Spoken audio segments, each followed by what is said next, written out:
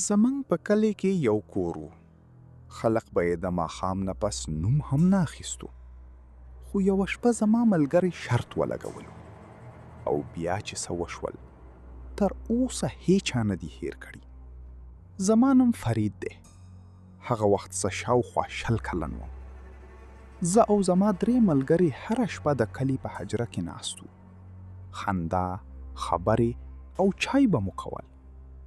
خو د حجرې نه لږ اور یو سور کور، مات دیوالونه، تورې کړکۍ او خاموشه فضا. خلک به وي هلته د شپې غږونه راځي. موږ به خندل، ویل به مو دا ټولې د خلکو خبرې دي. یوه شپه زما ملګری نعیم وي که څوک دومره زړور وي نن شپه د هغه کور ته لاړ شي. ټولو یو بل ته کتل. بیا رحیم وخندل او ویې سسه. من ورته ویې مسه، خلک هسې نه ویریږي. خو هغه نه منله. شپه ډیره تیاره وه، باد چلیدو او سپیان وخپل. رحیم ورو د ساړي کور طرف ته روان شو. من لرې ولاړو او ورته مو کتل. رحیم چې کور ته ورسید دروازه خپله لږه خلاصه شو. چی من ټول خاموش. رحیم لږ ودرید، بیا دننه لاړ. 1 دقیقه تیره شو، بیا 2، بیا 3. خو رحیم واپس نه راغی.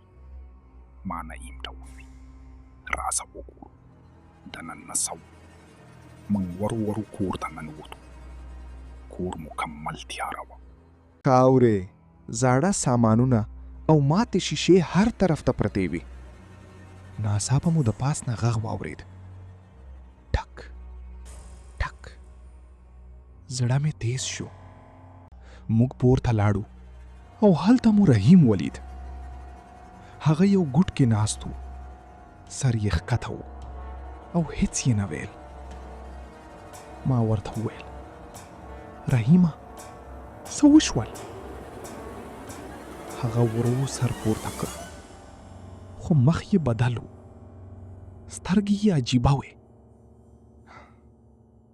رحیم ورو وویل هغه دلته دی. موږ وپوښتل څوک؟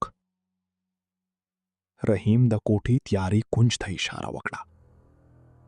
موږ هلته وکتل، خو هیڅ څوک نه و. ناڅاپه د کوټې دروازه په زور بنده شوه.